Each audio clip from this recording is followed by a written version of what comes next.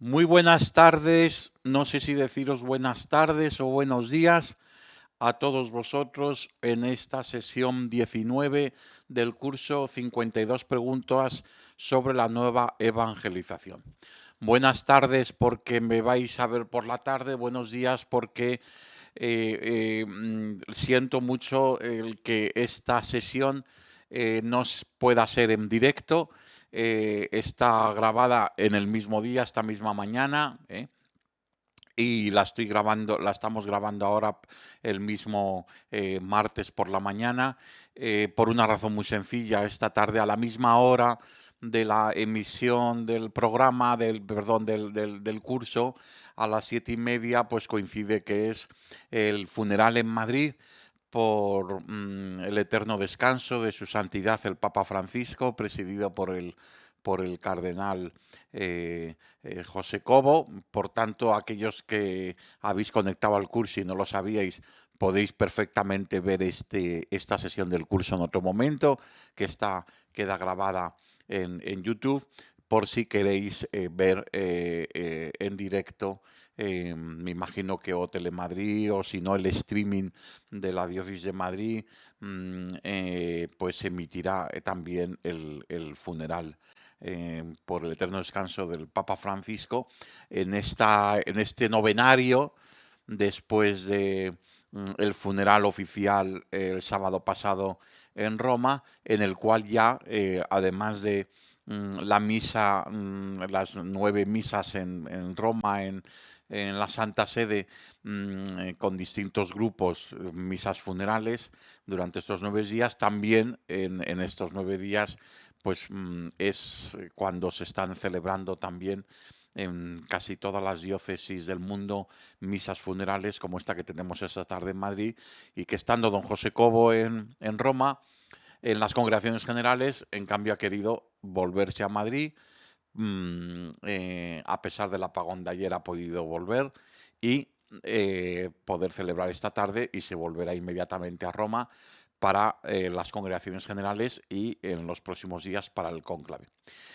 Otra introducción que os tengo que hacer muy importante antes de empezar el curso es que providencialmente, el tema de hoy es un tema dirigido directamente al Papa Francisco. Ha coincidido que justo la primera sesión después de su fallecimiento sea la pregunta 35: ¿cuál es la propuesta para la nueva evangelización de Francisco?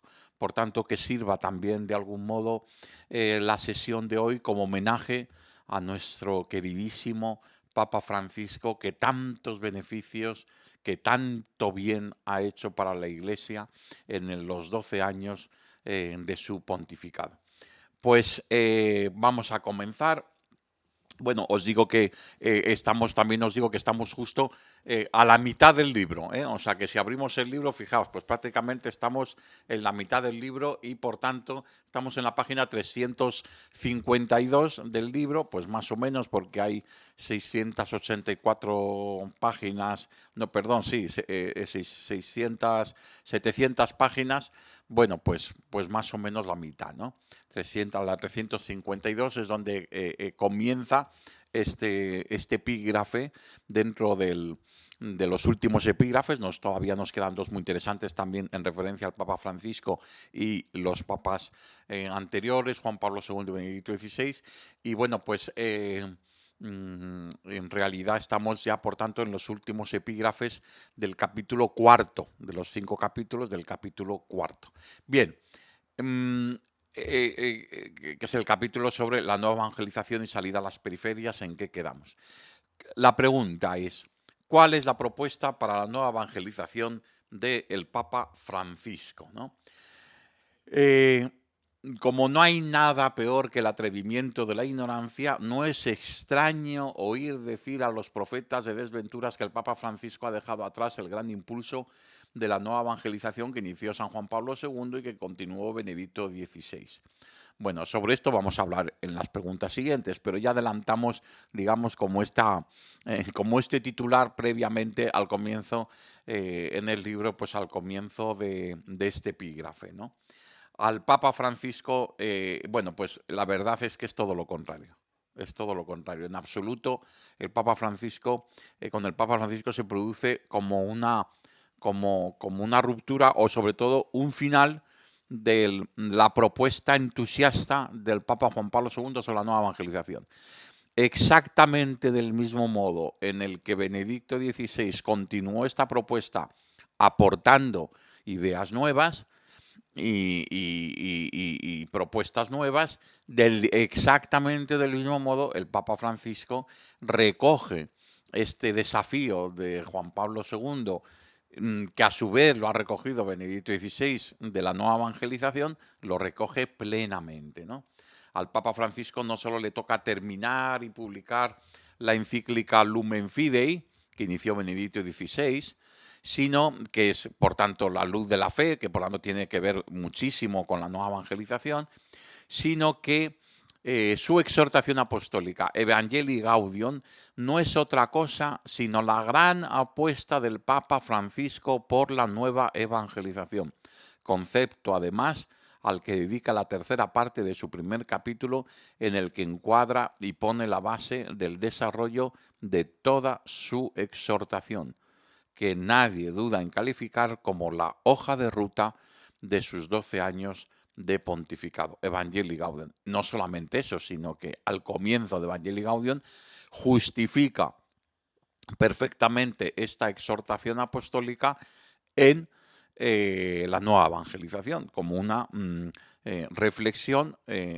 sobre la aplicación hoy, hoy me refiero hace 12 años, desde hace 12 años para acá, de la nueva evangelización pues para estos años, para nuestro tiempo.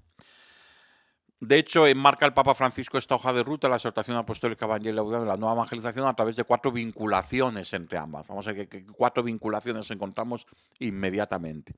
La primera,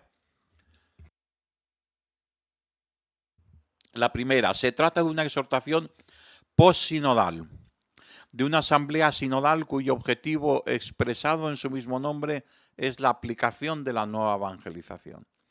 Aquella exhortación, aquella asamblea del sínodo de los obispos fue en la escucha del Espíritu que nos ayuda a reconocer comunitariamente los signos de los tiempos, ¿no? Y que se desarrolló, ahí se me olvida poner si estáis viendo en la presentación del texto, unas comillas al terminar tiempos, porque luego ya viene la fecha, del 7 al 28 de octubre de 2012. Se celebró esta 13 Asamblea General Ordinaria del Sínodo de los Obispos sobre la nueva evangelización para la transmisión de la fe cristiana. Allí se recordó, están bien puestos los epígrafes porque son del texto de número 14 de Evangelii Gaudium, ¿no? Allí se recordó, dice el Papa, que la nueva evangelización convoca a todos y se realiza fundamentalmente en 3 ámbitos. Bueno, pues ya eso lo veremos después, pero como veis, el título de aquella asamblea plenaria era la nueva evangelización para la transmisión de la fe cristiana. Una asamblea general ordinaria del sínodo de los obispos, ¿no? No quiero entretenerme, pero sí que creo que conviene, estamos en la celebración de los 60 años de los últimos documentos del Concilio Vaticano II, entre ellos Gaudium et Spes, y estamos también celebrando este año los 50 años de Evangelii Nuntiandi, que es también una exhortación apostólica postsinodal. Y cuando estamos hablando de Evangelii Gaudium, que ahora es, desde luego, de Evangelii Gaudium hablamos en el libro desde la página 1 hasta la última, porque evidentemente toda la inspiración de esta reflexión sobre la nueva evangelización tiene como punto central Evangelii Gaudium, pero es verdad que justo en este epígrafe que hoy estamos trabajando vamos a ahondar de un modo muy especial en Evangelii Gaudium.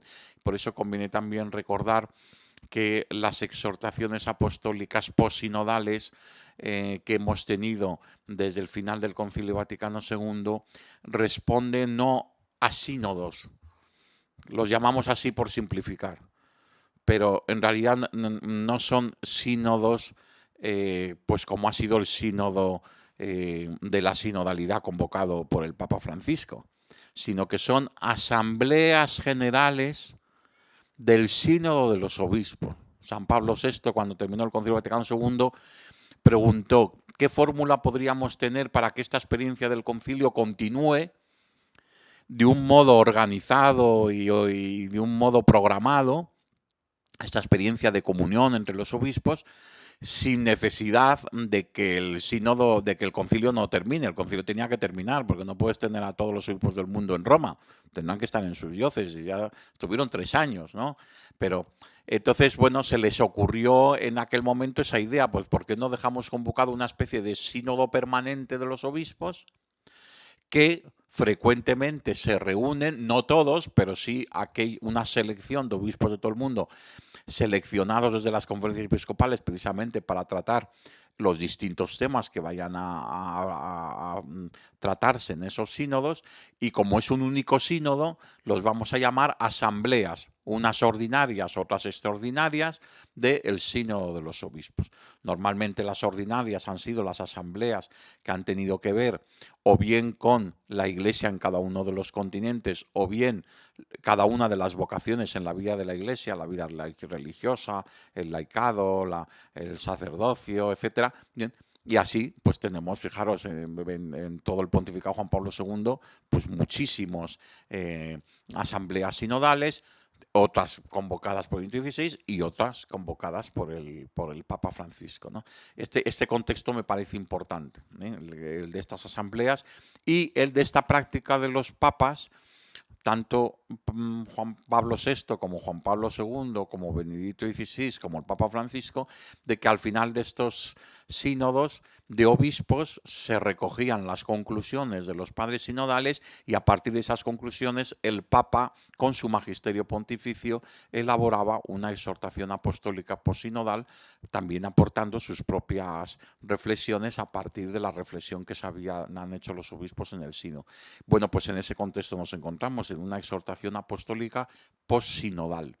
Evangelii Gaudium.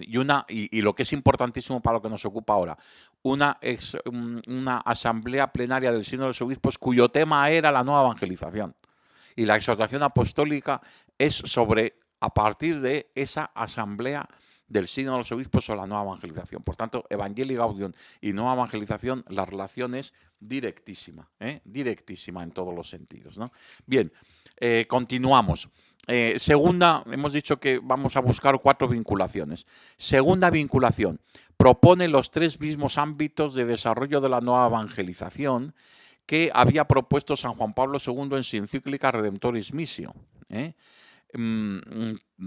Tanto la formulación del Papa Magno como la del Papa Francisco, solo distinguibles en algunos pocos matices.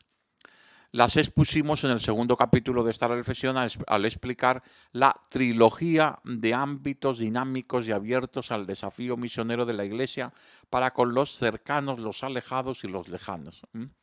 Esta trilogía, que en todo este curso es fundamental, la referencia a esta trilogía, porque es fundamental en el libro Ha fracasado la nueva evangelización, tanto es así que, como sabéis, constituye el subtítulo del libro, ¿no? El desafío misionero de la acogida a cercanos, alejados y lejanos de la fe cristiana.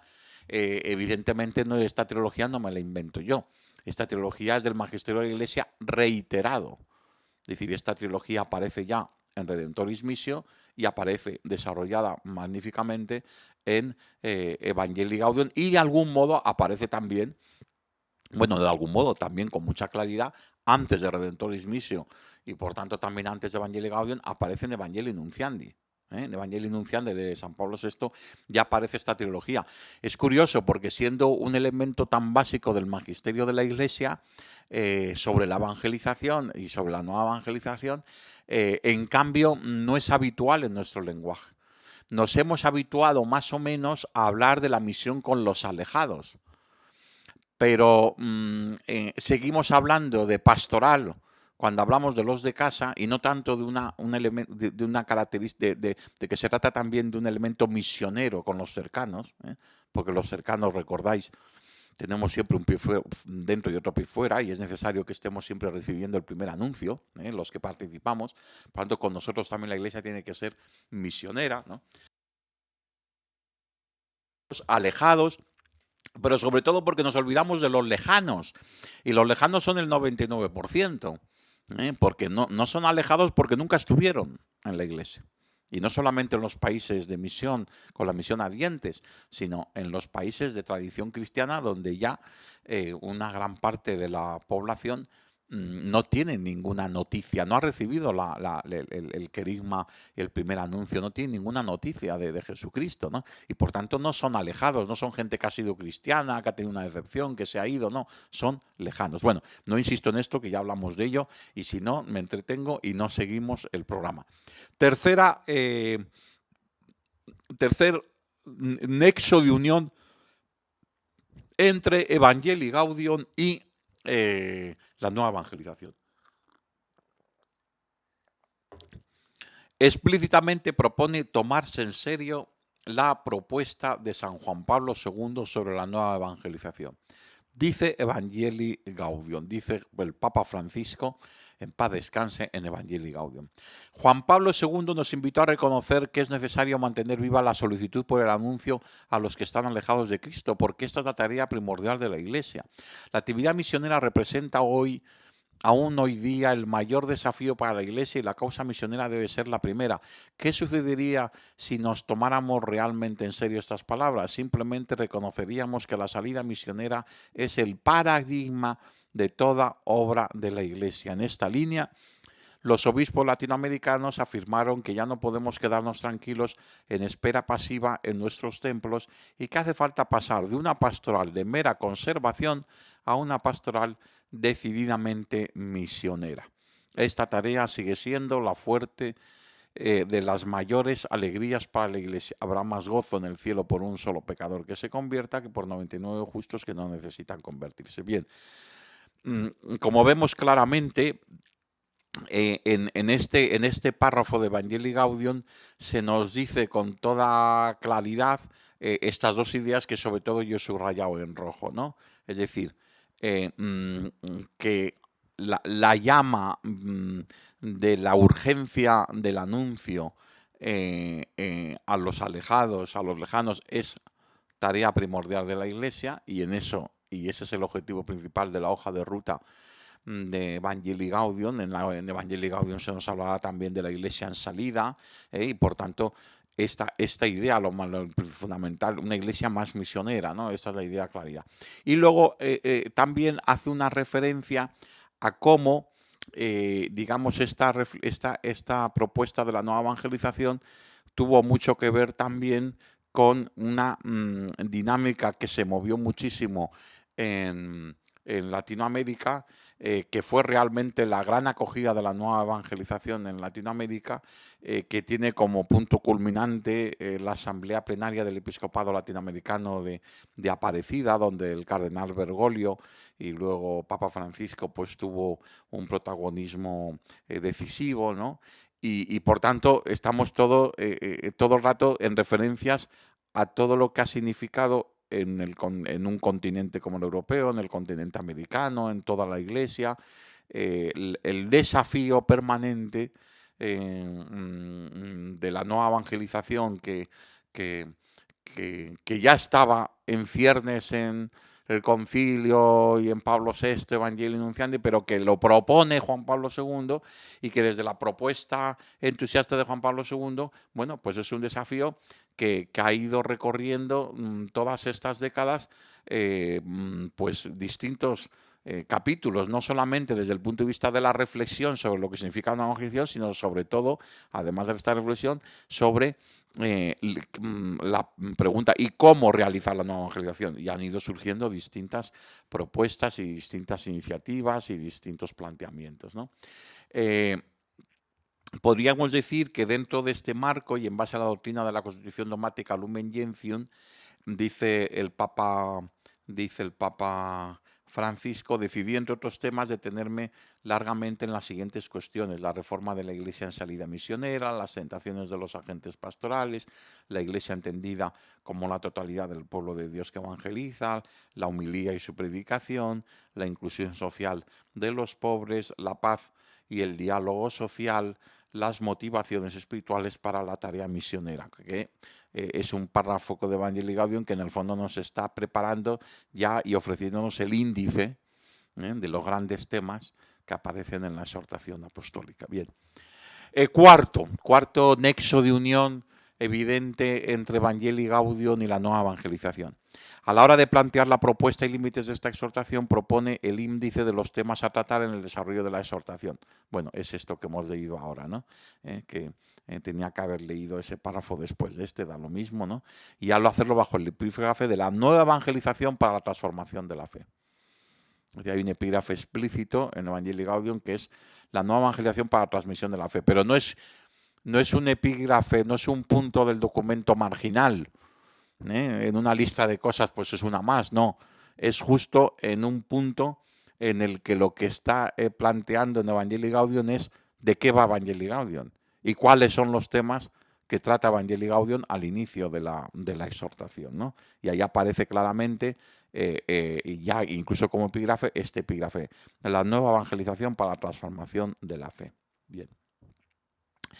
¿Dónde está entonces la aportación novedosa de la propuesta de Francisco sobre la nueva evangelización? Vamos a ver. Es decir, hasta ahora lo que hemos hecho en este primer momento ha sido dejar bien claro que no podemos entender Evangelii Gaudium si no es como un documento, una exhortación apostólica posicional del Papa Francisco con un fin evidente, explícito, que es la actualización de la nueva evangelización. Ahora, ¿habrá hecho alguna aportación novedosa a la propuesta de Francisco sobre la nueva evangelización? Pues, que es el título general de esta pregunta grande que abordamos hoy. Bueno, pues vamos a ir contestando. La primera y más importante aportación del Papa Francisco sobre la nueva evangelización estriba en el nuevo encuadre eclesiológico que propone para la misión de la Iglesia en nuestro tiempo, que redescribe el concepto y el alcance de nueva evangelización, siempre en el marco de la novedad en la continuidad. Y si tenemos que definir este nuevo encuadre eclesiológico, tenemos que referirnos a un término que el Papa Francisco plantea ya en su exhortación apostólica Evangelii Gaudium y que ha desarrollado a lo largo de estos años: la Iglesia en salida. Como todos los términos novedosos, se corre el peligro de que terminen siendo expresiones tópicas vaciadas de contenido o al arbitrio de simplificaciones pueriles e interpretaciones erróneas. Lo que pasa siempre con los términos así de fácil recordatorio, titulares, tienen la ventaja de que enseguida pueden, en pocas palabras, proponer un contenido no solamente novedoso, sino también audaz, importante, inspirado, ¿no? Esa es la ventaja que tienen. La desventaja la desventaja es que desde el punto de vista lingüístico, pues fácilmente corren la tentación de convertirse en un término tópico, ¿no? Término tópico en el sentido de que, bueno, pues que es un lugar común, ¿no? Un término que se repite, pero que cuando se repite no siempre se ahonda en el significado que tiene y que sirve de comodín para decir una cosa y la contraria, o para decir cosas pueriles, cosas superficiales. Ese es el peligro que tiene estos términos siempre, lo cual no quiere decir que no convenga tenerlos. Lo que conviene es intentar siempre ahondar en su significado más profundo. Evidentemente el tema Iglesia en salida, si tuviéramos que de un modo gráfico decir cuál es la propuesta, cuál es, al menos, una de las novedades claves de la apuesta del Papa Francisco sobre la nueva evangelización, pues una de ellas es eclesiológica, es decir, tiene que ver sobre el contenido, el significado de la Iglesia misma.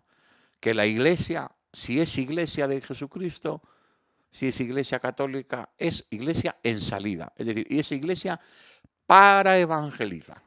Y para evangelizar al hombre de hoy, por tanto, siempre de un modo nuevo, ¿no? Y todo lo demás es secundario, ¿eh? Esta es la primera clave y fundamental del Papa Francisco, ¿no? Una clave que evidentemente está en la continuidad con lo que los papas han dicho anteriormente, pero que siempre comporta una novedad, ¿no?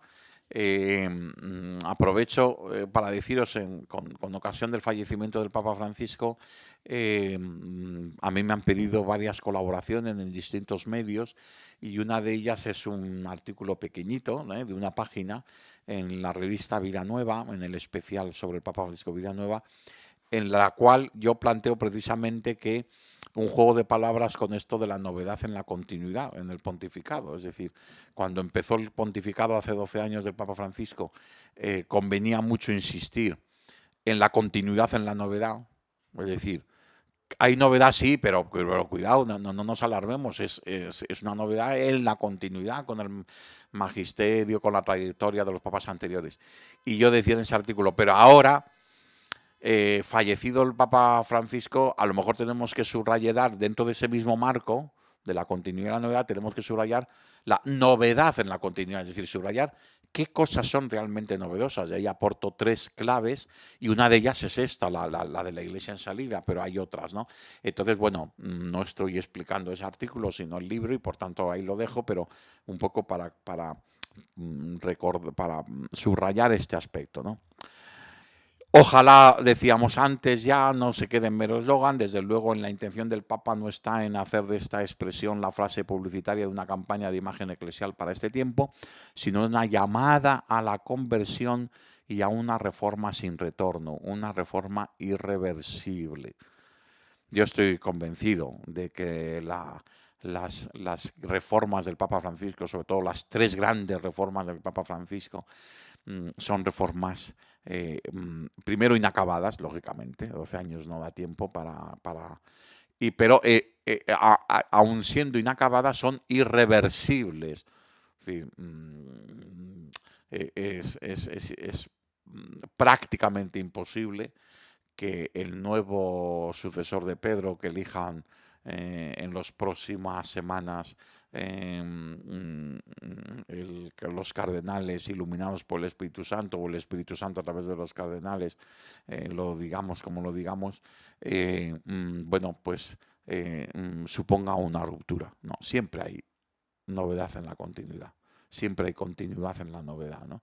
Y evidentemente las exigencias de la continuidad, pues si las exigencias de la continuidad en Juan Pablo II, una de ellas fue que con la propuesta de la nueva evangelización es imposible que los papas sucesivos a Juan Pablo II se dieran de baja en el desafío de la nueva evangelización, pues del mismo modo es impensable que no solamente el próximo papa, sino los próximos papas se den de baja en esta irreversible reforma profunda de la Iglesia, que por otro lado está ya en ciernes desde el Concilio Vaticano II, ¿no? Bien. ¿Qué significa la Iglesia en salida para el Papa Francisco? Significa, entre otras muchas cosas, una Iglesia en movimiento, una Iglesia libre de las tentaciones de autorreferencialidad, un término también típico del Papa Francisco, la autorreferencialidad, ¿no? Mirarse al ombligo, para entendernos de algún modo, ¿no?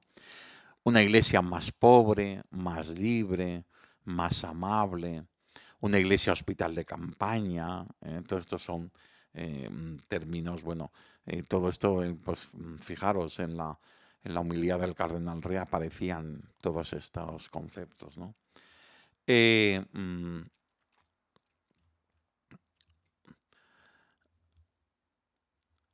¿Cuál es la propuesta de la nueva evangelización? Seguimos con este tema.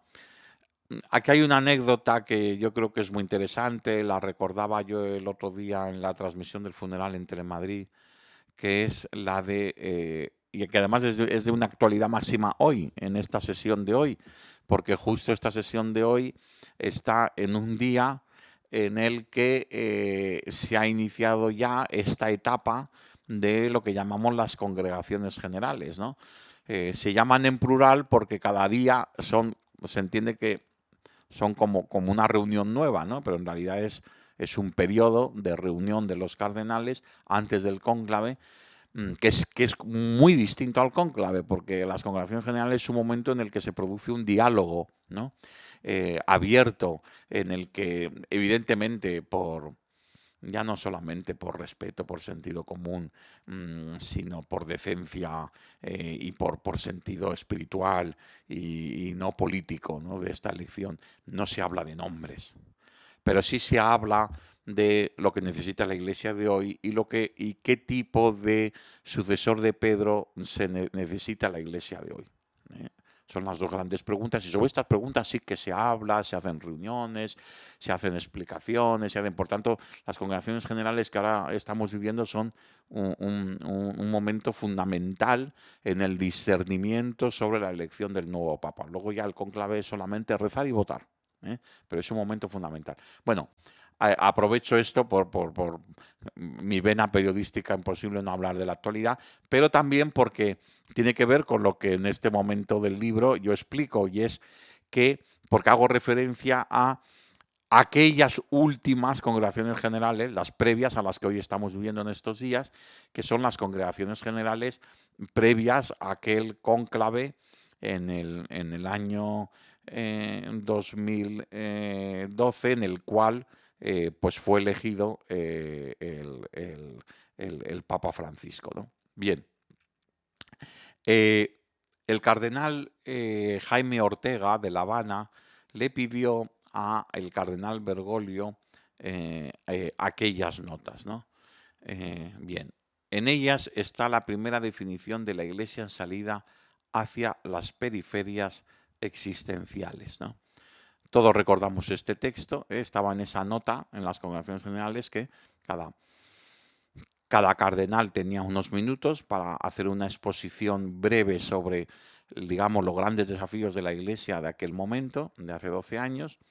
Bueno, unos lo llevaban por escrito, otros no, otros llevaban simplemente un esquema. Bueno, el cardenal Bergoglio llevó una hoja escrita a mano, como a él le gustaba, escrita a mano, y eran 4 párrafitos, ¿no? Que el cardenal Ortega luego se los pidió. Uno de los párrafos. Evangelizar supone celo apostólico. Evangelizar supone en la Iglesia la parresía de salir de sí misma.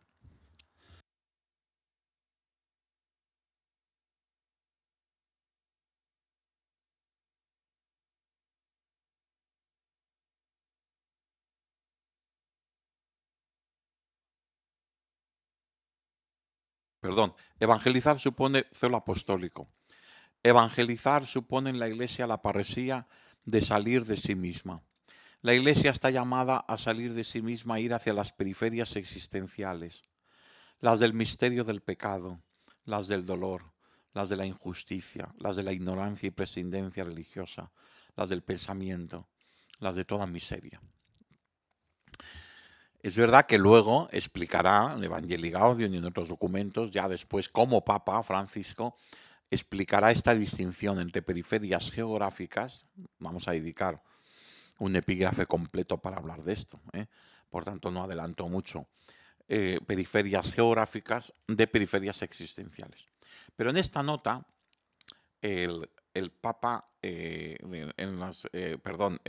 cardenal Bergoglio, en las congregaciones generales, en esta nota, a las que se refiere son a las periferias existenciales, ¿no? Que son 5, ¿no? Misterio del pecado, misterio del dolor, la injusticia, la ignorancia y prescindencia religiosa, esas van unidas, las del pensamiento, las de toda miseria, ¿no? Pero antes de este punto, este punto ya es muy significativo para entender la clave de la nueva evangelización.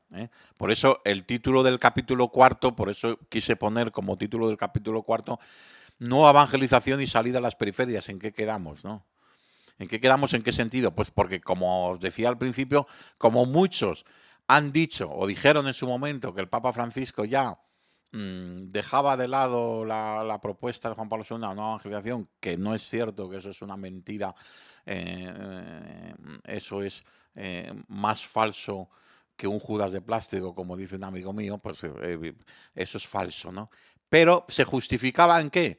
Pues en que decían, Bueno, es que el Papa está empezando a hablar de las periferias y parece que están ocupando el lugar de la nueva evangelización. No, es verdad que hay una conexión. Luego lo veremos, que las periferias tienen que ver con los areópagos. Luego lo veremos, de Juan Pablo II.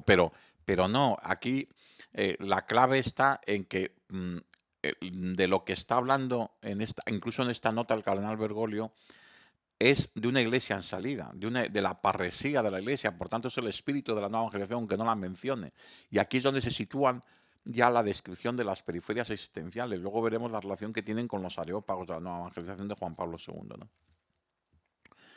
Pero antes de este punto, en la nota que le pidió el cardenal Jaime Ortega, aparecía otro punto que podemos considerar como el eje principal de la propuesta de la nueva evangelización del Papa Francisco. No como un problema que sin su resolución no se puede avanzar, pero sí como un desafío que si no se entiende y se asume en su radicalidad, no se puede entender ni asumir la nueva evangelización que hoy, bajo la guía del Papa Francisco, en el momento de escribir el libro, en pleno pontificado del Papa Francisco, el año pasado, ahora ya finalizado, ¿no? El Espíritu Santo inspira, hoy diríamos inspiró y propuso a la Iglesia de hoy. ¿Cuál es este punto? Es el que yo recordaba el otro día en el directo del funeral del Papa en Telemadrid, ¿no? ¿Cuál es este punto? Es un punto que, vamos, según el cardenal Jaime Ortega, este punto fue, si no decisivo, determinante, sí muy influyente en el cónclave en el que fue elegido el Papa Francisco. Ese punto en el cual Jorge Bergoglio lo lee en esas notas, esas 4 notas, una de las 4 notas en las congregaciones generales. Dice así literalmente. En el Apocalipsis Jesús dice que está a la puerta y llama. Evidentemente el texto se refiere a que golpea desde fuera la puerta para entrar. Pero pienso en las veces en que Jesús golpea desde dentro para que le dejemos salir. La iglesia autorreferencial pretende a Jesucristo dentro de sí y no lo deja salir. Hay 2 imágenes de iglesia. La iglesia evangelizadora que sale de sí o la iglesia mundana que vive en sí, de sí y para sí. Esa es la iglesia autorreferencial. Vive en sí, de sí y para sí. Una iglesia que ve de un modo negativo el mundo. Una iglesia que se queja del mundo en el que vive. Una iglesia en la que si plantea algún tipo de relación con el mundo es una relación combativa, ¿no? Una iglesia que tiene como objetivo mantener y conservar y cuidar su patrimonio, su tesoro, ¿no? Entonces mira hacia adentro, ¿no? Esa es una iglesia autorreferencial. Una iglesia en salida, aunque aquí no utiliza todavía esa expresión, pero esa es la clave, ¿no? Porque dice aquí lo llama una iglesia evangelizadora que sale de sí. Utiliza la palabra salir. Luego lo llamará iglesia en salida, pero aquí en la nota de las congregaciones es una iglesia evangelizadora que sale de sí. Pero claro, sobre todo el ejemplo es profundo, porque luego él explicará en qué consiste esto de que la iglesia no le deja a Jesús salir, que llama a la puerta desde dentro para que le abramos la puerta. Más adelante él llegaría a decir que esto se produce porque la iglesia muchas veces pone aduanas, utiliza 3 expresiones, cerrojos, lo propio de una puerta, cerrojo, como cuando nos encerramos en casa y para que no entren a robarnos ponemos el cerrojo. Cerrojo, filtro, el filtro. A ver, ¿a quién dejamos entrar? A este sí, a este no. Este no, porque tiene no sé qué, una orientación en su vida que no está clara, pues mejor que no, ¿no? O este no, porque tal, pues bueno, este no. Hacemos de filtro, ¿no? No tiene nada que ver con el de todos, que luego tanto repetirá el Papa Francisco, ¿no? Filtros, cerrojos, filtros y aduanas, ¿no?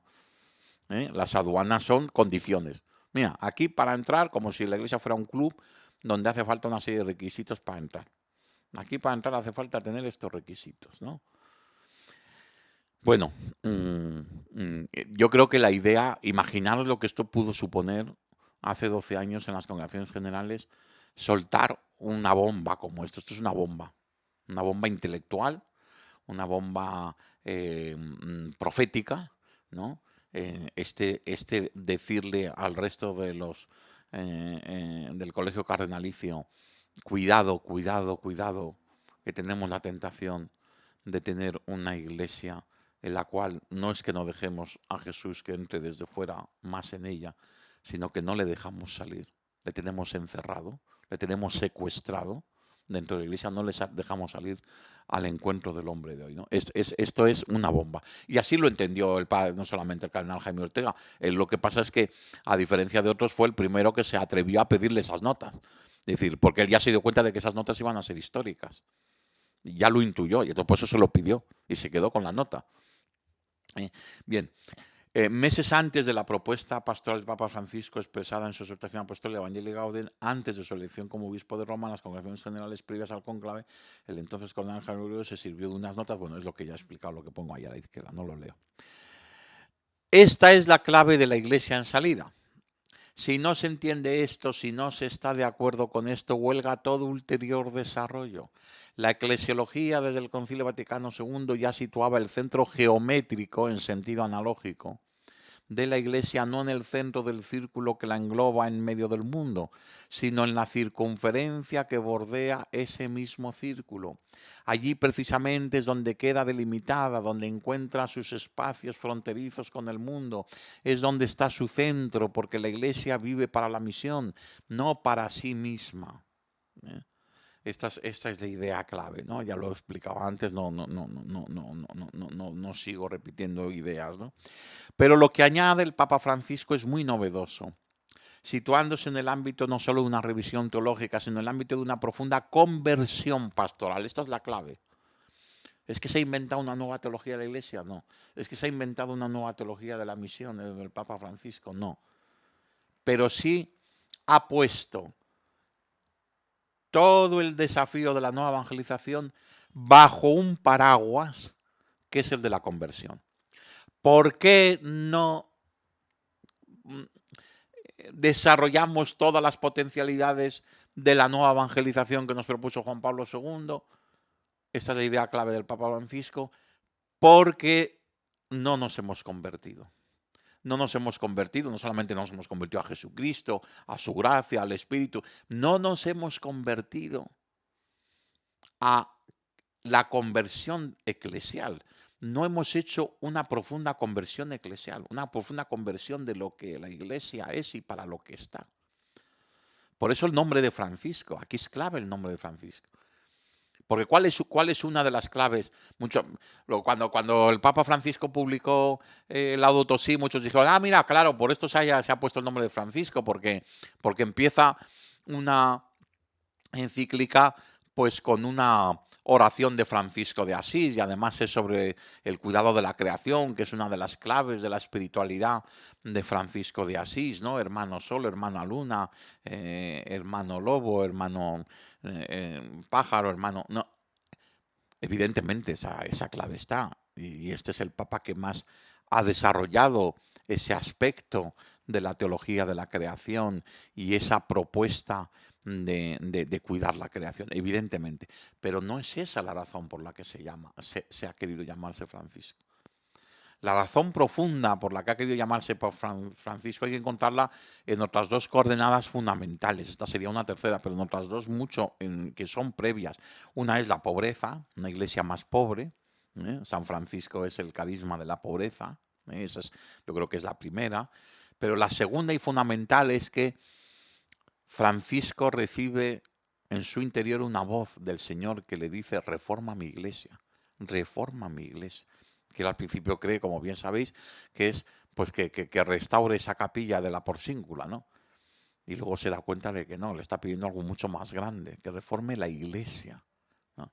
Bueno, pues este es el desafío que encuentra Francisco, el Papa Francisco. igual que San Francisco. El desafío del Papa Francisco es reforma la Iglesia. No evangelización, sí, pero no vamos a realizar la nueva evangelización si no hay una conversión, una reforma en la Iglesia. Si no nos convertimos. ¿Por qué? Porque si no nos convertimos, si no hay una conversión eclesial, seguimos siendo una iglesia autorreferencial, no una iglesia en salida. Esa es la clave, ¿no? Por lo que añade el Papa Francisco es muy novedoso, ¿no? Exactamente, ¿no? Situándonos en el ámbito no solo una revisión teológica, sino en el ámbito de una profunda conversión pastoral, que parte del reconocimiento de un pecado colectivo muy grave, un pecado colectivo muy grave de la Iglesia, de todos los que formamos parte de la Iglesia, que consiste en poner impedimentos, filtros, cerrojos, antes decíamos, porque fue una palabra que también usó mucho el Papa Francisco, aduanas, ¿no? En el encuentro de Dios y los hombres, el de Dios con los hombres y de los hombres con Dios, en el encuentro entre Cristo Jesús y los hombres de hoy, entre Cristo Jesús y el mundo que nos ha tocado vivir, ¿no? Entender la iglesia en salida significa saber esperar, no entender la evangelización como una carrera de 100 metros lisos, una competición de salto de pértiga. No pretender éxitos pastorales, sino solo pretender sembrar el Evangelio por doquier, sembrar, no recoger, ¿no? La iglesia en salida es una iglesia con las puertas abiertas. Salir hacia los demás para llegar a las periferias humanas no implica correr hacia el mundo sin rumbo y sin sentido. Muchas veces es más bien detener el paso, dejar de lado la ansiedad para mirar a los ojos y escuchar, o renunciar a las urgencias para acompañar al que quedó al costado del camino. Esta es la clave. Es una purificación de la nueva evangelización. Lo que propuso el Papa Francisco es una purificación del concepto de la nueva evangelización. ¿Por qué? Porque al final, claro, nuevo ardor, nuevos métodos, nuevas expresiones. Lo fácil es proponer nuevos métodos, el nuevo ardor ya es más complicado, pero proponer nuevos métodos y nuevas expresiones en clave de un nuevo marketing eclesial. Es que no llegamos al mundo de hoy porque no utilizamos... Sí, todo eso está muy bien y eso es verdad.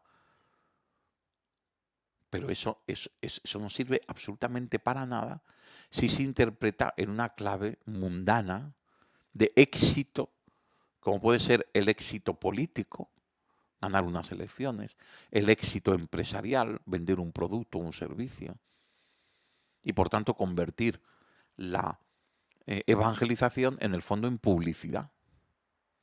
Publicidad ideológica o publicidad comercial, da igual, pero es publicidad. Se mide una publicidad, aunque sea publicidad de marca, la marca de la iglesia, la publicidad se mide su éxito en las ventas, en que la gente realmente pues, responde inmediatamente, ¿no? O el éxito de una audiencia en los medios de comunicación, ¿no? Pues si un programa lleva meses y no tiene un nivel de audiencia, pues la televisión lo que hace es que cierra ese programa. ¿La Iglesia puede hacer eso con las iniciativas de la nueva evangelización? Uy, no, es que esto al final yo no veo que tenga un éxito inmediato. Estamos mundanizando la nueva evangelización. Lo que pide el Papa Francisco es cuidado, cuidado, no que caigamos en un espejismo con las iniciativas de la nueva evangelización y midamos, porque al final nos vamos a dar un golpe uno tras otro. No es eso, no es eso, no es eso. Tenemos que revisar la nueva evangelización desde una clave de conversión. ¿Realmente estamos del lado de las personas a las que queremos evangelizar? ¿Realmente nos hemos hecho uno con ellos? ¿Realmente les queremos y les servimos hasta el fondo? ¿Realmente, por tanto, estamos sembrando la palabra de Dios en ellos? ¿O estamos solamente pendientes a ver qué les decimos que tiene más éxito inmediato para que contesten y nos llenen las iglesias o los grupos o las... esta es la clave, ¿no?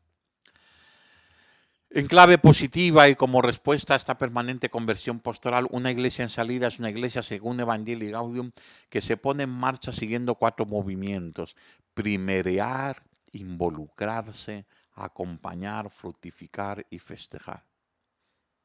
Es curioso porque cuando sale Evangelii Gaudium, esta clave, en este punto número 24, tal vez fue el punto más comentado de Evangelii Gaudium. ¿Por qué? Porque resultaba muy novedoso lo de estas cuatro claves, entonces se les dio fue muy recurrente, apareció en en muchos textos, pues de cartas pastorales, de homilías, de tal, pero se olvidó al poco tiempo, se olvidó, ¿no? Mm, y es que esto es todo un programa de vida para la iglesia. Todo un programa pastoral. Esto sí que es un programa pastoral como Dios manda, ¿no? Universal y para muchas décadas, ¿no? Y para siempre, ¿no? Primerear, involucrarse, acompañar, fructificar y festejar. Primerear. La iglesia sabe adelantarse, tomar la iniciativa sin miedo, salir al encuentro, buscar a los lejanos y llevar a los cruces de los caminos para invitar a los excluidos. Vive un deseo inagotable de brindar misericordia. Fijaros qué expresión más maravillosa, más profunda. Deseo inagotable, es un deseo inagotable, no se agota nunca, de brindar, ofrecer, brindar misericordia. Esa es la clave. Fruto de haber experimentado la infinita misericordia del Padre y su fuerza difusiva, ¿no? Este primerear del amor de Dios para los hombres a través de los gestos de amor de la Iglesia al mundo de hoy, al hombre de hoy, este ser el primero en amar, eh, tratando por tanto de emular al Maestro, que es el primero en amar, ¿no? Con el misterio de la encarnación, a Dios a través de Jesucristo. Este, este primerear en el amor es la clave, ¿no? No podemos esperar a que otros, por razones altruistas, por conciencia humanitaria, nos lleven la delantera y lleven mucho tiempo defendiendo a los empobrecidos, defendiendo a los víctimas de las injusticias, estando al lado de las personas más vulnerables, y luego ir nosotros detrás, pues como quien dice, "Joder, pues esto lo tendríamos que hacer nosotros también, ¿no? Porque esto parece que nos lo pide el Evangelio y vamos siempre detrás". No, primerear. Tenemos que estar los primeros, en muchas cosas somos los primeros, sí, pero bueno, pero ser los primeros, ¿no? En este sentido, no esperar a que otro lo haga, estar ahí donde Dios nos pide. Y ahí es sembrar, ahí no se ven los resultados, ahí solamente es misericordia, es ofrecer misericordia. Que la misericordia sabemos que es abrazar la miseria humana. Por eso Dios es infinitamente misericordioso. Por eso, cuando decimos la respuesta al amor de Dios es amarle nosotros a Él. Y luego decimos, bueno, y a los hermanos, como si fuera una coletilla, ¿no? Es que cuando nos explica tanto el apóstol Santiago como San Pablo que no podemos amar a Dios y no amar a los hermanos, la clave está en el concepto de misericordia. ¿Por qué? Porque Dios nos ama con misericordia, pero nosotros no podemos amar a Dios con misericordia, porque en Dios no hay ninguna miseria. Solamente podemos amar con misericordia al hermano, que como nosotros, pues tiene muchas heridas. Ahí está, si no, no es imposible, ¿no? Bien, involucrarse, comprometerse. Eh, después del Concilio Vaticano II, después de Evangelii Nunciandi, se extendió mucho el concepto del compromiso cristiano. Y luego algunos vieron que este concepto de compromiso cristiano podía quedar reducido a una interpretación de compromiso político o del compromiso propio que planteaban algunas ideologías desde el punto de vista político. Y entonces empezó a marginarse esta palabra del compromiso, ¿no? O también porque se entendía el compromiso como un voluntarismo, desde una clave voluntarista meramente, o como una clave de mero activismo. Total, que quedó relegada esta palabra del compromiso.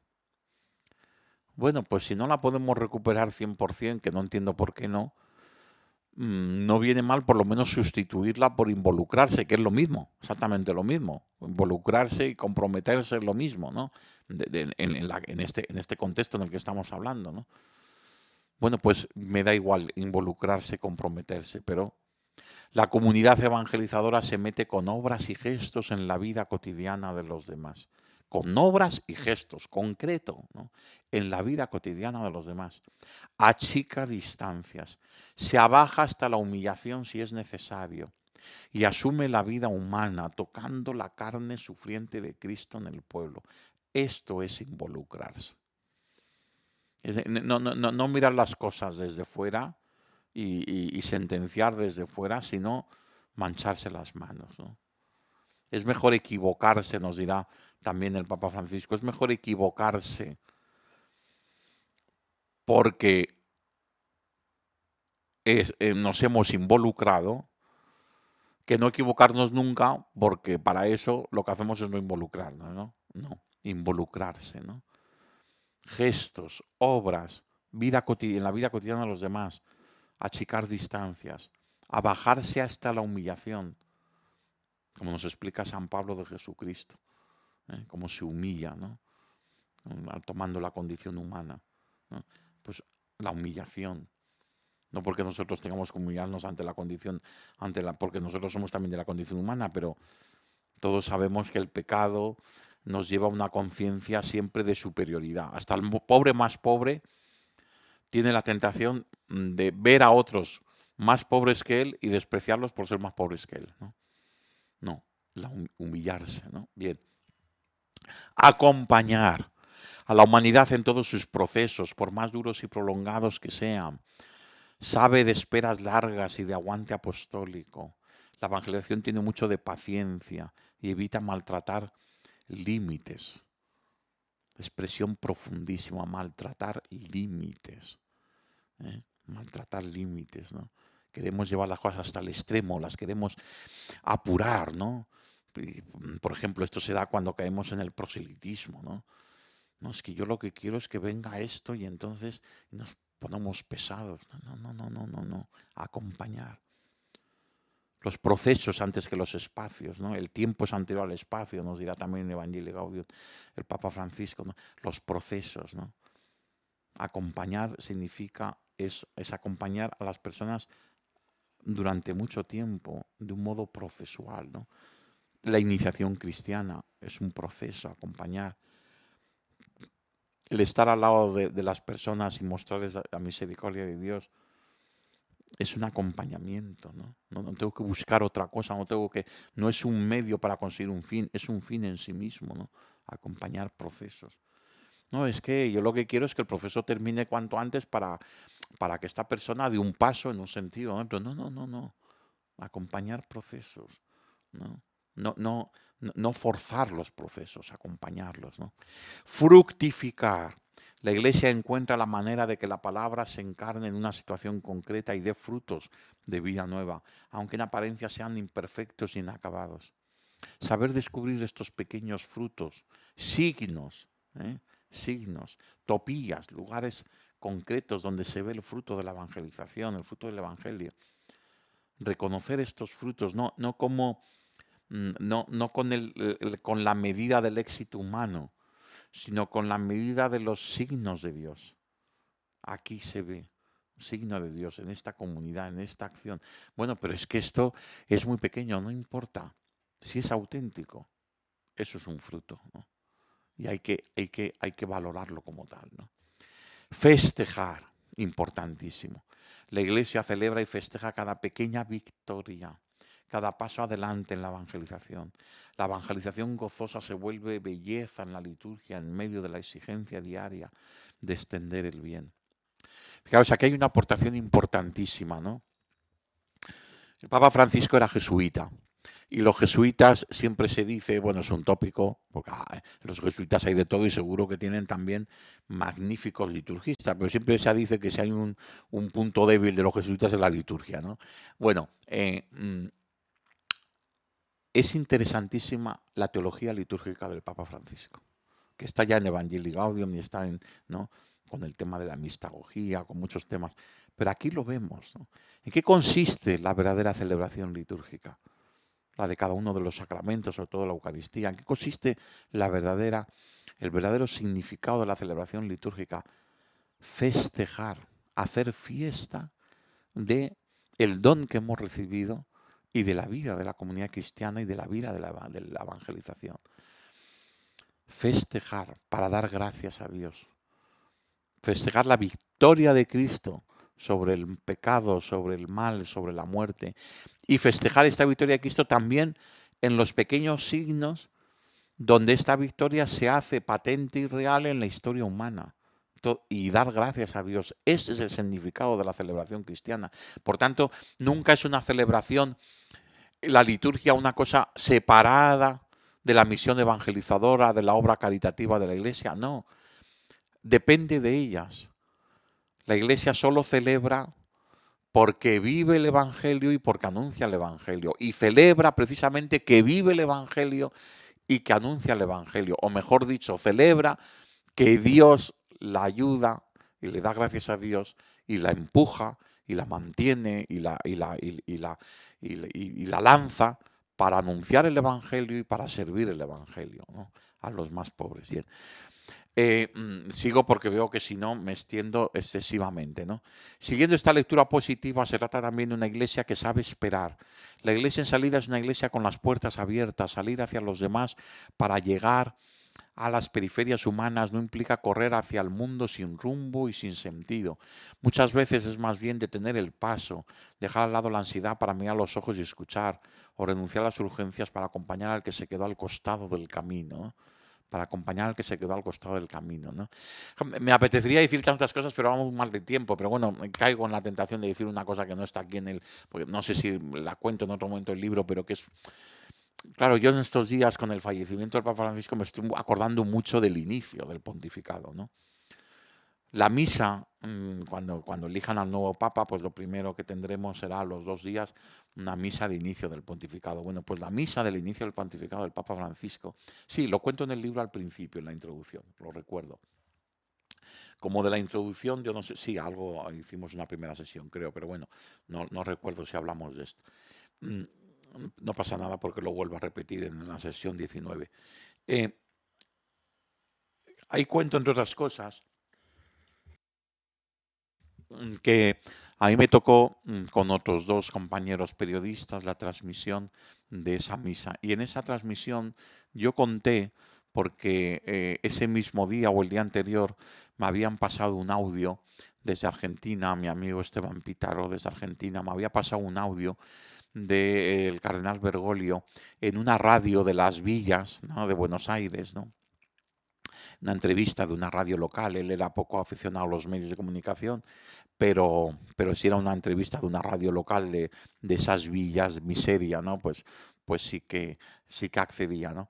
Y en esa entrevista yo conté para explicar una cosa que había dicho el Papa en su homilía en el inicio del pontificado al hablar del buen pastor, eh, y es que en esa entrevista él dijo algo que luego repetirá en su magisterio, ¿no? Que es que el pastor de la iglesia, obispo, sacerdote, el que ejerce, bueno, todos los bautizados tenemos también una misión pastoral, pero sobre todo este pastoreo ministerial ordenado de la iglesia, imitando siempre al buen pastor, tiene que ser alguien que sabe estar delante de la comunidad, del rebaño, para guiarlo, detrás de todo el rebaño, de toda la comunidad, para que no se quede nadie rezagado, y al costado del camino para que cuando se pasa por un aprisco, si alguien tiene que caiga el pastor, para sostener, para que nadie se caiga, ¿no? Por tanto, desde ahí entendemos también esta expresión, ¿no? Acompañar al que se quedó al costado del camino, que es tan importante como el que se quedó atrás, el que se quedó al costado del camino, ¿no? Siguiendo esta lectura positiva, se trata también de una iglesia que sabe esperar. La iglesia en salida es una iglesia con las puertas abiertas. Salir hacia los demás para llegar a las periferias humanas no implica correr hacia el mundo sin rumbo y sin sentido. Esto es muy importante. No se trata de una salida apabullante, estar en todos los sitios, a todas las horas, en todos los lugares, ¿no? A veces lo de los nuevos aeropuertos de Juan Pablo II, que ya explicamos, podía malentenderse de ese modo, ¿no? Es que tenemos que estar hasta en el último laboratorio donde se está experimentando y donde la ciencia está, tenemos que estar hasta en la última lugar donde se están tomando las decisiones políticas, donde se están, ¿no? Todos esos areópagos de... Bueno, sí, hay que estar allí, pero más en calidad que en cantidad, ¿no? Más en calidad que en cantidad. Y por tanto, no correr hacia el mundo sin rumbo y sin sentido, ¿no? Muchas veces es más bien detener el paso, dejar de lado la ansiedad, ¿no? Bien, eso ya lo hemos visto, ¿no? Como en su momento explicó el cardenal Carlos Osoro, una iglesia en salida no pone límites a los ambientes sociales en la que está llamada. Juntos estamos llamados a anunciar el Evangelio en la cultura, en la familia, en el trabajo, en los medios de comunicación social, en el deporte, en el tiempo libre, en la animación del orden social, en la vida pública, para lo cual propone buscar lugares de encuentro. Esta es la clave, buscar lugares de encuentro, y si pueden ser lugares permanentes de encuentro, espacios de diálogo, ¿no? Todos los areópagos son buenos, los cristianos hemos de construirlos para establecer un diálogo abierto y una comunicación de hondura con todos los hombres. Todo lo que hagamos por tener lugares de encuentro con los hombres, que en la gran ciudad anda y vive en mucha soledad, es misión de la Iglesia, ¿no? Bien. En clave negativa, una iglesia en salida es una iglesia que se libera de diversas tentaciones, como son, entre otras, la tentación del aislamiento, que secunda el pesimismo estéril, ¿no? Ahí están los números de Evangelii Gaudium del 84 al 86, ¿no? La tentación del aislamiento que secunda el pesimismo estéril. Esto está muy extendido, ¿no? Propiciada bien por una espiritualidad del bienestar, del que cree que no necesita una comunidad donde confrontarse, donde ser acogido y acompañado, donde ser querido y corregido, donde aprender y celebrar el misterio de Dios en su vida, ¿no? O propiciada por esa imagen contrapuesta de la iglesia estufa. Acepta un reducido ámbito, no lo llamaría normalmente comunitario, de refugio cristiano. Lo llamará de los que piensan como nosotros, pero se resistirá a salir de sus ambientes hacia el encuentro de los que son distintos y sobre todo de los periféricos, ¿no? Esta es una tentación permanente en la vida de la iglesia, ¿no? No, yo me junto con los que piensan como yo. Y también como cristiano, ¿no? Con mi grupito, con el ambiente de mi parroquia, porque claro, pero siempre que sea un ambiente cerrado. O sea, si es una parroquia, voy a decir una barbaridad, pero la voy a decir, ¿no? Si es una parroquia del barrio de Salamanca y yo entro en un grupo porque vivo allí y es mi parroquia, yo entro en un grupo en esa parroquia, que estén gente de mi nivel económico, cultural, porque es lo que se supone que son feligreses esa parroquia. No, es que en ese grupo va a venir una mujer que trabaja en el servicio doméstico allí y que por tanto vive allí también porque está interna en una casa. Ah, no, es aquí no pinta nada, ¿no? Como antiguamente, ¿no? Que en algunas parroquias, en concreto en el barrio de Salamanca, los domingos había una misa a las 5 de la tarde que era para el servicio doméstico. Una misa especial porque no se iban a mezclar en misa del domingo los señores de la casa con los del servicio, ¿no? Que no estoy diciendo ninguna barbaridad, que esto ha ocurrido. Y ha ocurrido hasta hace muy poco. Todavía no sé si sigue ocurriendo, no quiero ni saberlo, ¿no? Entonces, esto es una iglesia estufa. Pero una iglesia estufa no solamente en un movimiento, en un grupo, en un cerrado, que ya lo puede ser. Es también una iglesia estufa, lo peor es cuando encima es una iglesia estufa elitista, con los que piensan como nosotros, los que son como nosotros, los que, ¿no? Esa señora que la preguntaron, pero usted cree, ¿quiénes creen usted que se van a salvar? ¿No? Y ella decía, hombre, pues por supuesto nos salvaremos los de siempre, ¿no? Nos salvaremos los de siempre, ¿no? Ya no solamente le ha dicho que se salva ella, sino que le ha dicho que se salva ella y su camarilla, ¿no? Los de siempre. Los demás, los que no forman parte de mi camarilla, eso no tengo no solamente ninguna seguridad de que se van a salvar, sino ningún interés. Eso no, o sea, el Fratelli Tutti muy lejos, ¿no? Bien, pues, bueno, pues esto son críticas que tienen. Esto hizo mucho daño, ¿eh? Esto hizo muchísimo daño a mucha gente. Yo estoy convencido de que una parte de ese desafecto de algunos sectores muy conservadores, ya hemos hablado de ello muchas veces y volveremos a hablar con respecto al Papa Francisco, parten de esta descripción que hacen Evangelii Gaudium, ¿no? De la Iglesia. ¿Por qué? Porque se vieron tan claramente fotografiados en esta imagen que, que en lugar de dar el paso de decir, agachar la cabeza y decir, tiene razón el Papa y yo tengo que convertirme, pues la reacción fue pues que le zurzan a él, ¿no? Claro, entonces, bien. La tentación de la mundanidad, ¿no? Que tiene sus variantes, la de la búsqueda de la gloria humana a través de recursos vinculados a la pertenencia eclesial, que se confunde con el funcionalismo, con el abriaquerismo. Habría que hacer esto, habría que hacer lo otro, ¿no? ¿Eh? Es muy propio también de la experiencia de algunas comunidades cristianas, ¿no? Todos los que estamos en las comunidades cristianas, todos los cristianos vinculados a una comunidad, tenemos que siempre hacernos una pregunta de conversión. ¿Para qué estoy yo aquí? Estoy para vivir una experiencia comunitaria, de verdad. Estoy para aprender de los demás. Estoy para dejar que los demás me moldeen como cristiano, como familia cristiana. O estoy aquí porque aquí he encontrado un espacio donde me aguantan, o es un espacio donde puedo ocupar unos mínimos cuotas de poder humano, ¿no? Esto no solamente se da en el ámbito del clericalismo de los clérigos, sino que también es como una fórmula de clericalismo de los laicos, ¿no? Entonces, bueno, pues esta tentación de la mundanidad, ¿no? De la resistencia a la novedad del espíritu, vinculada a cierto estilo católico propio del pasado, que bajo una supuesta defensa de seguridad doctrinal y disciplinaria se esconde un elitismo narcisista y autoritario, ¿no? Sí, sí, el Espíritu Santo guía a la Iglesia, pero siempre igual, siempre que se adecue a mis criterios, a mis ideas, a mis...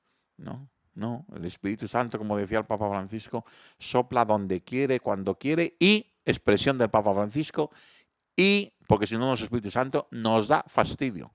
Es que si no nos da fastidio es que no es el Espíritu Santo. El Espíritu Santo siempre nos tiene que dar fastidio.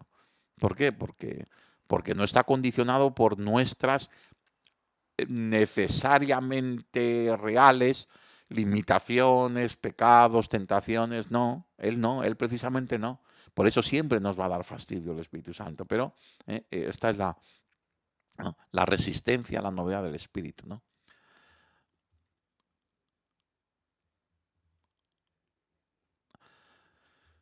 Se trata, por tanto, de una iglesia en salida desde todos sin exclusión. Cada cristiano y cada comunidad decidirá cuál es el camino que el Señor le pide, pero todos somos invitados a aceptar este llamado, salir de la propia comunidad y atreverse a llegar a todas las periferias que necesitan la luz del Evangelio y hacia todos sin exclusión. Es vital que hoy la iglesia salga a anunciar el Evangelio a todos, en todos los lugares, en todas las ocasiones, sin demora, sin asco, sin asco. Importantísimo. La primera vez yo creo que se utiliza esta palabra tan dura en el magisterio pontificio. Pero es que el Papa Francisco no hablaba, no tenía pelos en la lengua. Sin asco y sin miedo. La alegría del Evangelio es para todo el pueblo, no puede excluir a nadie. Estamos acostumbrados a unas comunidades cristianas y a una iglesia donde no entran aquellos que nos dan asco. Reconozcámoslo. No es de todos, con todos, para todos, todos, no. Siempre hay algunos que por distintos motivos, por su pobreza material, por su pobreza intelectual, por su pobreza espiritual, por lo que sea, nos dan asco. Y por tanto, igual como no les admitimos en nuestros círculos de amistad, en nuestras familias, pues tampoco lo admitimos en nuestros grupos cristianos, parroquiales, del movimiento, ¿no? La iglesia en salida es a su vez iglesia hospital de campaña, una de las expresiones más novedosas del Papa Francisco, mencionada y explicada maravillosamente por el cardenal Re en su homilía, ¿no? Del funeral del Papa Francisco el pasado sábado, ¿no? Aunque la expresión no aparece en Evangelii Gaudium, para el Papa Francisco ayuda a explicar la propuesta de conversión pastoral de la Iglesia que propone en la exhortación apostólica, ya que utiliza al año siguiente de su publicación en un discurso a los participantes en un congreso que precisamente tenía como objetivo estudiar el proyecto pastoral de Evangelii Gaudium. Por tanto, la Iglesia Hospital de Campaña, este concepto, tiene mucho que ver con la nueva evangelización. ¿Por qué? Pues por una, digamos, triple carambola, ¿no? ¿Por qué? Porque tiene que ver directamente con Evangelii Gaudium, porque la pronuncia el Papa en un discurso de un congreso para profundizar en Evangelii Gaudium, y Evangelii Gaudium tiene como objetivo actualizar la nueva evangelización, ¿no? Iglesia Hospital de Campaña, qué imagen más maravillosa de la Iglesia. Iglesia Hospital de Campaña, en medio de un mundo dividido, enfrentado, herido por tantas heridas físicas, psicológicas, materiales, espirituales, en medio de todo ese drama humano, la Iglesia es como un hospital de campaña, un lugar al que todos puedan acudir gratuitamente y todos pueden ser acogidos, acompañados, amados, reconocidos, integrados, ¿no? Bien. Cuantos están comprometidos con los diferentes ámbitos de la pastoral están llamados a reconocer y leer estos signos de los tiempos para dar una respuesta sabia y generosa. Ante tantas exigencias pastorales, ante tantos pedidos de hombres y mujeres, corremos el riesgo de asustarnos y replegarnos con nosotros mismos con una actitud de miedo y defensa. Allí nace la tentación de la suficiencia y el del clericalismo, la codificación de la fe en reglas e instituciones, como hacían los escribas, los fariseos y los doctores de la ley del tiempo de Jesús. Tendremos todo claro, todo ordenado, pero el pueblo creyente y en busca seguirá teniendo hambre y sed de Dios. También dije algunas veces que la iglesia me parece un hospital de campaña. Tanta gente herida que nos pide cercanía, que nos pide a nosotros lo que pedían a Jesús, cercanía, proximidad. Y con esa actitud de los escribas, de los doctores de la ley, de los fariseos, jamás daremos un testimonio de cercanía. Con la actitud farisaica, jamás daremos un testimonio de cercanía. Con la actitud de los doctores de la ley no necesariamente eran fariseos. Los doctores de la ley no necesariamente eran hipócritas, ¿no? Pero los doctores de la ley solamente les interesaba una cosa, la ortodoxia de la ley. Es lo único que les interesaba. Veían a Jesús curar a alguien, les daba igual si hacía bien o no curándole. Lo que les importaba es si lo hacían sábado o no. Cristina López Slinti publicó un artículo en La Razón, en el especial de La Razón, con la muerte del Papa Francisco, que el título, no lo recuerdo ahora literalmente, pero es El Papa que se saltó el sábado. Bueno, es que se lo saltó Jesús. Pero es una de las incidencias del magisterio y del testimonio personal del Papa Francisco, que la persona está antes que la norma. Los doctores de la ley no. Fijaros que aquí, en este párrafo de Evangelii Gaudium, hay una frase que contradice algo que hemos estado oyendo muchísimas veces. Yo se la he oído a cardenales, a obispos, a teólogos, a laicos durante 30 años. Lo importante para la evangelización es tener ideas claras. Lo más importante es tener ideas claras. Papa Francisco. Tendremos todo claro, todo ordenado, pero el pueblo creyente y en busca seguirá teniendo hambre y sed de Dios. No es la claridad de las ideas y el orden de la doctrina lo que responde al hambre y a la sed de Dios, sino la misericordia. Eso es lo que responde. No la claridad de las ideas. Está muy bien tener las ideas claras. saberlas explicar lo más claramente posible. ¿Pero por qué?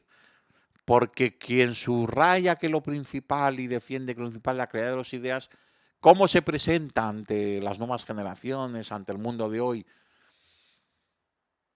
Como un maestro que da razón de todo y que apabulla con ese raciocinio de tal modo que te está diciendo o tienes la misma fe que yo o eres idiota.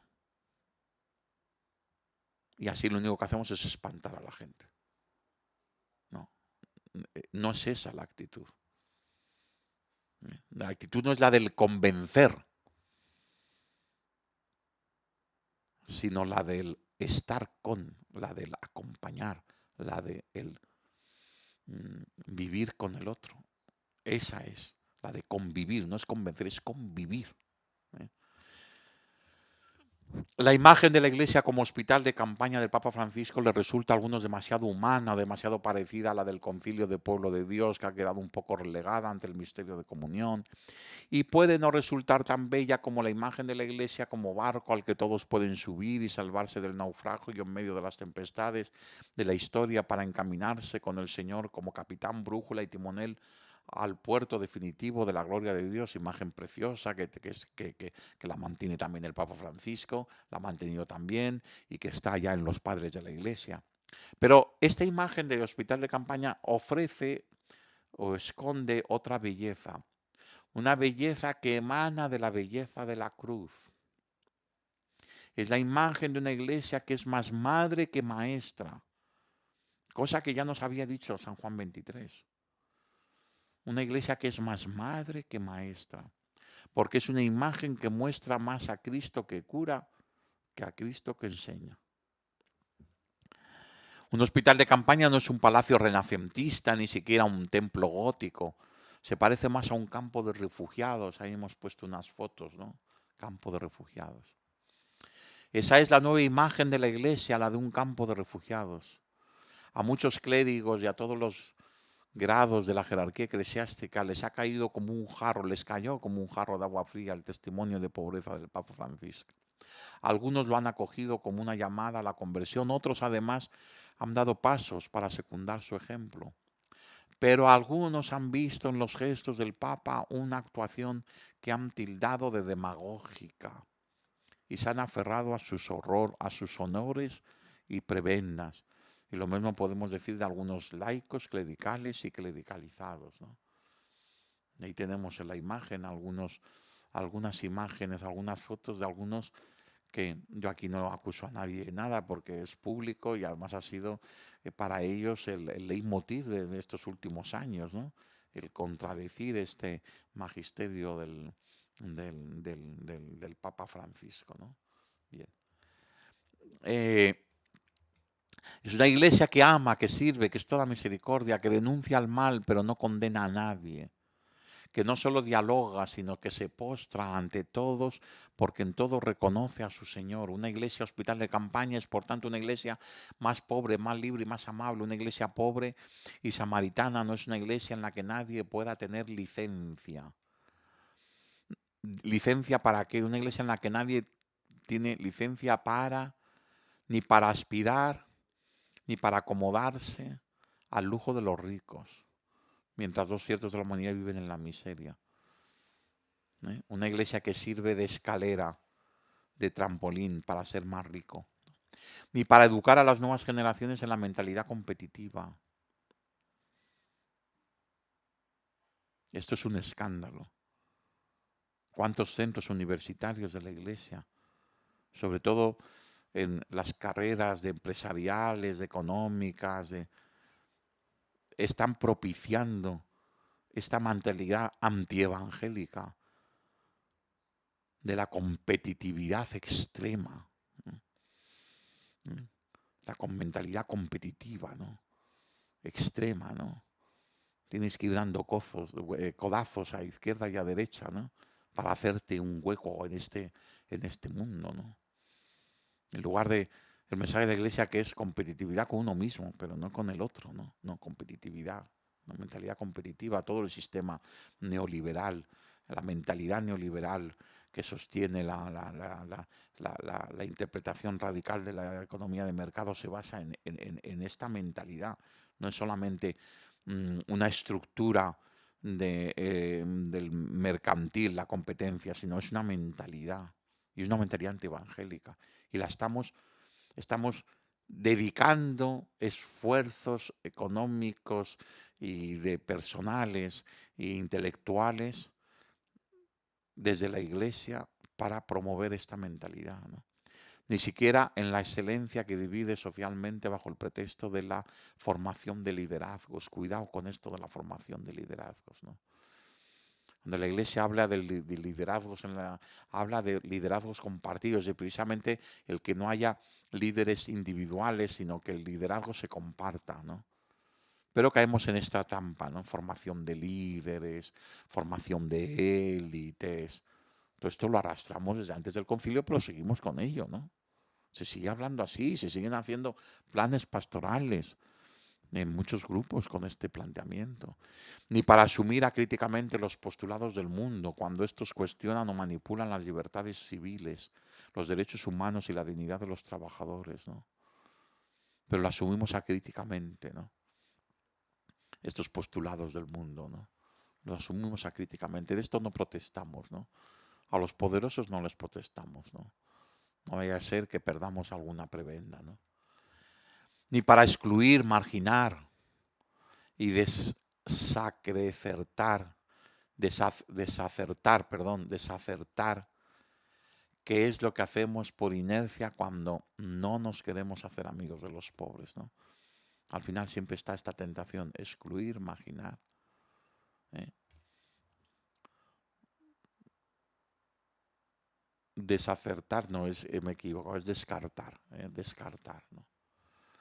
Ni para encubrir todo esto sustituyéndolo por una caridad asistencial, meramente asistencial, e incluso promocional, que por otra parte es una obligación de justicia, ¿no? Bueno, promover sí, siempre que no sea una promoción que pueda de algún modo hacer tambalear las estructuras existentes, esas que ya Juan Pablo II dijo que eran estructuras de pecado, en el ámbito político, económico. Bien. Una iglesia que es como un hospital de campaña es una iglesia sin ataduras al poder, sin estrategias de poder, sin pretensiones, preferencias y compromisos políticos. ¿Cuántos eclesiásticos durante siglos y también en esta hora de la iglesia han buscado en la complicidad de los laicos leales a la iglesia cuotas de poder mundano, aunque sea bajo el pretexto de poder influir mejor en las leyes y las costumbres? ¿Y cuántos laicos han aceptado esta complicidad, a veces ingenuamente, otras interesadamente, ¿no? Esto es tremendo, pero esto es así, ¿no? Esto es así, ¿no? También en esta época posconciliar, en la práctica, arrastramos una triste historia de componendas políticas en nuestros medios de comunicación más influyentes y de nuestros instrumentos de evangelización más necesarios, utilizándolos como arma arrojadiza política o como Pedro ladrador con el que poder tener una postura beligerante sin tener que mudar la cara amable de quienes ostentan la portavocía oficial, como si el fin justificara los medios, ¿no? Esta es una tentación que hemos tenido durante 50 años, 30 años, 40 años en la Iglesia española.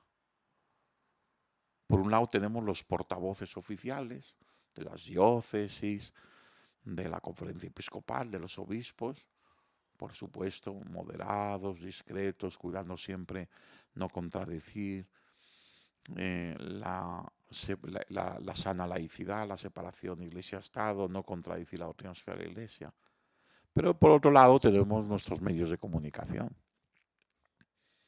Y ahí sí, nos ha gustado mucho tener perros ladradores, tener, como me dijo en su momento a mí un, prefecto del Consejo Pontificio de las Comunicaciones Sociales en Roma, ¿no?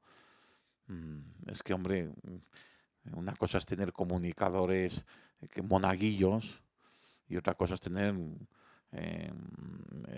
comunicadores en medios de comunicación católicos que sean unos, ¿cuál es la expresión que utilizó? Pues eso, unos beligerantes, unos eh, ayatolás, me parece que me dijo, ¿no? Pero eso nos ha venido, hemos creído que el fin justifica los medios. No, bueno, pues, nosotros no podemos dar esa cara, pero así nosotros que sepan el gobierno que nosotros tenemos poder, poder mediático, poder político, poder de influencia, ¿no? Entonces aquí nos metemos en la ráfaga de las luchas políticas, nos metemos como iglesia, ¿no? Porque para eso tenemos nuestros medios de comunicación, no hace falta decir cuáles son, nosotros lo sabemos, ¿no? En eso seguimos, ¿eh? Seguimos todavía, ¿no?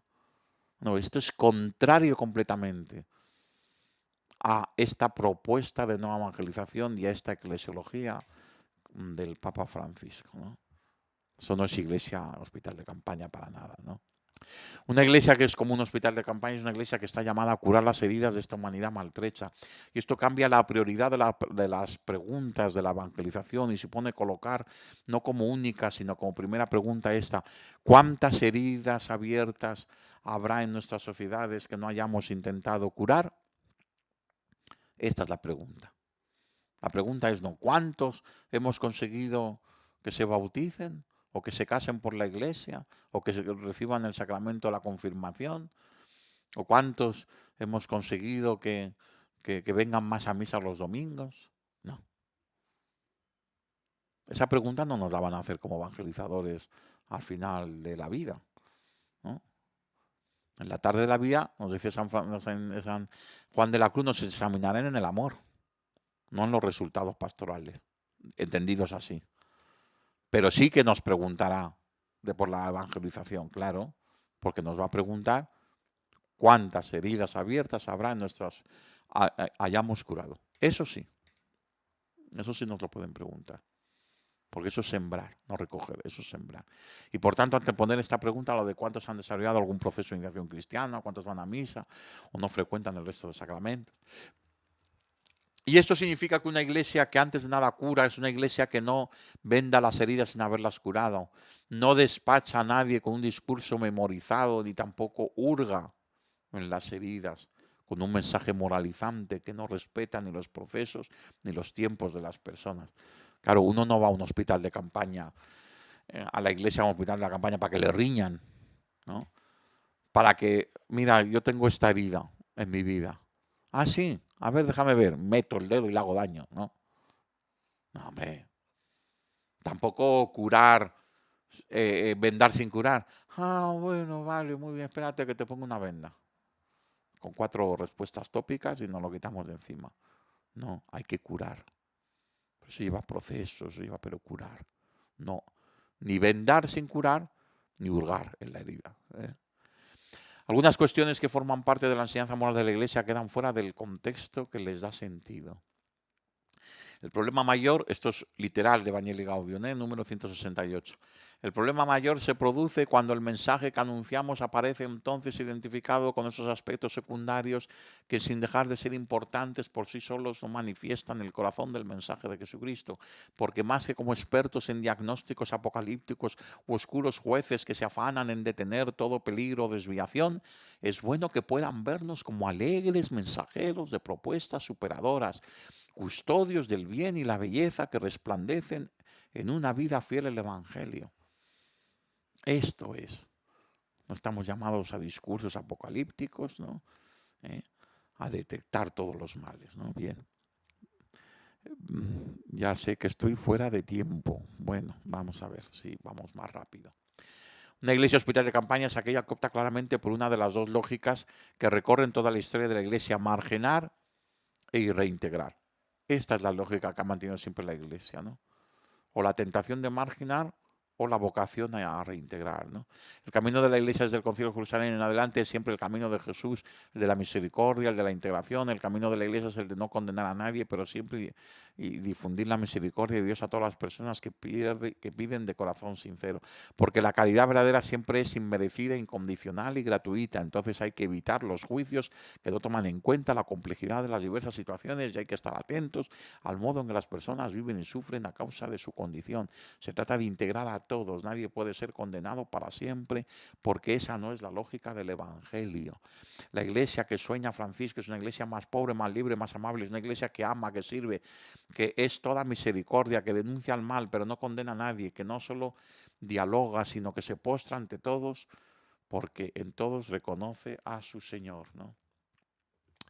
Junto a esta clave eclesiológica, otra gran novedad de la propuesta del Papa Francisco para la organización consiste en la propuesta de unos criterios generales de discernimiento pastoral que con gran originalidad propone, podríamos decir así, en clave filosófica. Bueno, como estamos mal de tiempo, me vais a permitir que solamente los enuncie. Están en esta parte de Evangelii Gaudium a partir del número 223. Me parece que era la parte más esencial, es la de la clave de la Iglesia Hospital de Campaña, de la conversión eclesial de la Iglesia en salida, etcétera.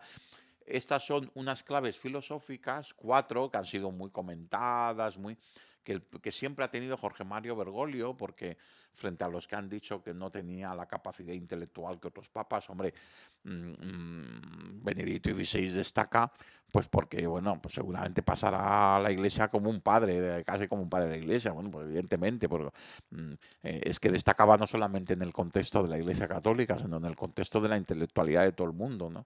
Nadie se atrevía a decir que sabía más que Joseph Ratzinger, ¿no? En todo el mundo, ¿no?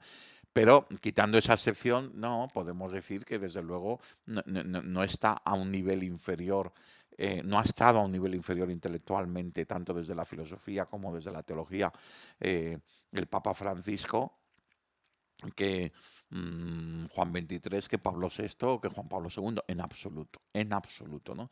Y él tenía una fuerte formación filosófica y él en su vida, estos 4 criterios filosóficos,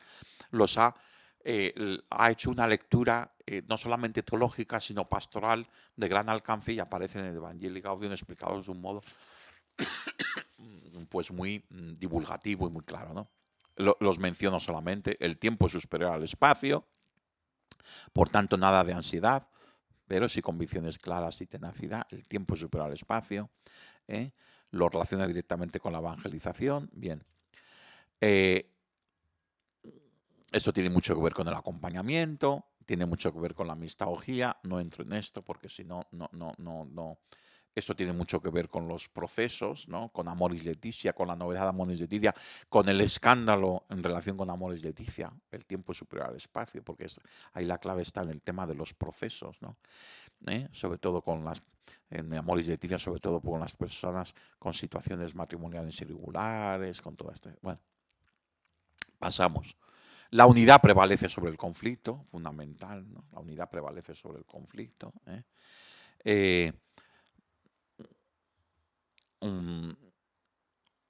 Que supone fundamentalmente una llamada a la comunión, ¿no? Que esto lleva al tema de la cultura o todos los conceptos fundamentales del Papa Francisco, la cultura del encuentro, bien,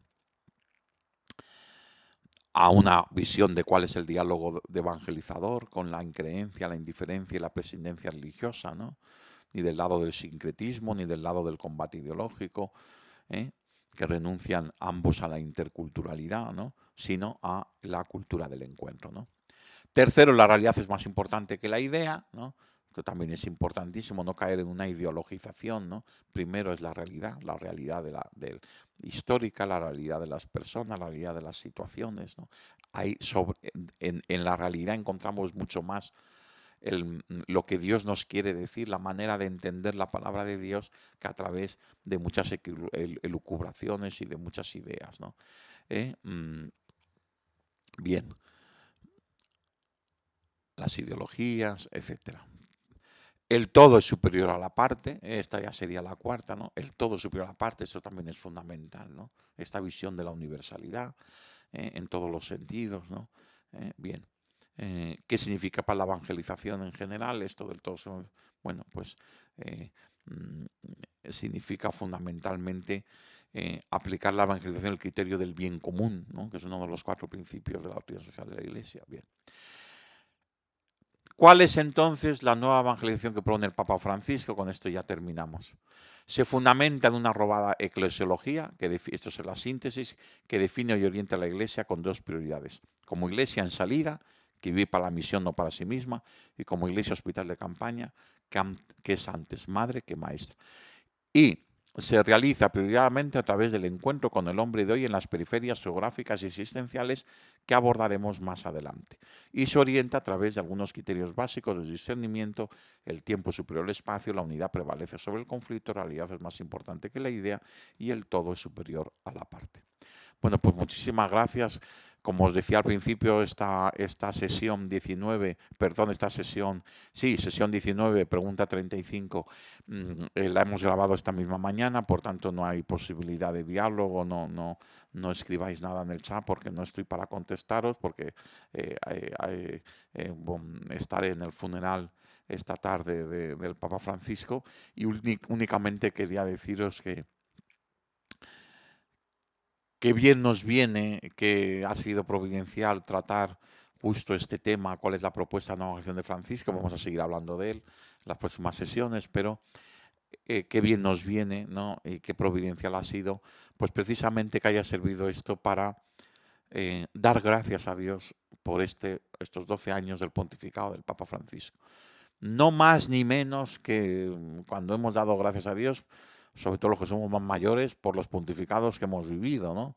En mi caso, pues yo viví de niño el pontificado de Pablo VI, de San Pablo VI, de San Juan Pablo II, de San Juan Pablo I, de Juan Pablo I un mes y medio, de San Juan Pablo II, de Benedicto XVI, de Papa Francisco. Bueno, pues también en el pontificado del Papa Francisco dar muchas gracias a Dios y pedir, pero no pedir solamente, él nos decía siempre, pero pidan por mí, pero pidan para bien. Bueno, pues pedir para bien ahora que nos ha dejado es pedir por su eterno descanso, para que el Señor lo acoja en su gloria, pero es también pedir ahora, en medio de las congregaciones generales y a las puertas del cónclave que va a elegir al nuevo Papa, pedir para que su legado, sobre todo el legado de su intrépida y valiente novedad en la reforma de la Iglesia y en el ímpetu de la Iglesia más misionera, más pobre, bueno, pues que ese legado no se pierda nunca y que todo lo que él ha realizado, pues que encuentre una magnífica continuidad con la novedad del sucesor de Pedro que el Espíritu Santo quiera regalarnos. Pues hasta el martes que viene, si Dios quiere, como decimos al final de la misa, si Dios quiere, ¿no? En el que ya abordaremos la sesión ya número 20, y que seguiremos hablando de la nueva evangelización y el Papa Francisco. Muchas gracias a todos.